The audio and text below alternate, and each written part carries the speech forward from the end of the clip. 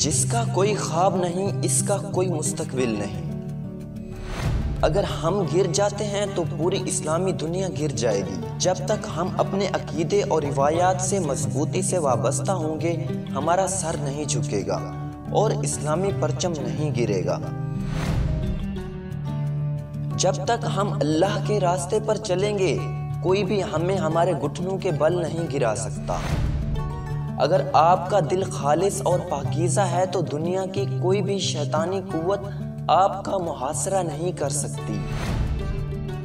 ज़मीन पर जुल्फ़कार से अच्छी ना कोई तलवार है और ना ही मौला अली अलैहिस्सलाम से बड़ा कोई बहादुर। असली हीरो वो होता है जो नीचे गिरते ही उठता है। दो ताकतें हैं, एक तलवार और दूसरी अक्ल। आज तक कोई ऐसी तलवार इजाद नहीं हुई जो अक्ल को हरा सके।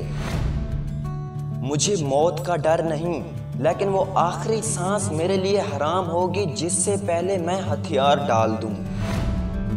हमारे इस्लाफ की दास्तानें बच्चों को सुलाने के लिए नहीं, बल्कि मर्दों को जगाने के लिए सुनाई जाती हैं। जहां इंसान जाता है, वहां इसका रिस्क पहले पहुंच चुका होता है। हम खयानत और धोखाधड़ी से कोई कामयाबी हासिल करने की बजाय मौत को तरजीह देते हैं। हक पर चलने वालों को मेरा रब कभी तन्हा नहीं छोड़ेगा। जिद्दोजहद हमारी, मगर फतह अल्लाह की है। हम या तो गाजी बनेंगे या शहीद, मगर हमारी तलवारों की झनकारें हजारों सालों तक सुनाई देंगी। मायूसी हमारे लिए हराम है। हमें अल्लाह की रहमत से मायूस ना होने का हुक्म दिया गया है। अगर हमने आज डर के मारे बुज़दिली की चूड़ियां पहन ली तो हमारी नस्लें जालिमों से कांपेंगी।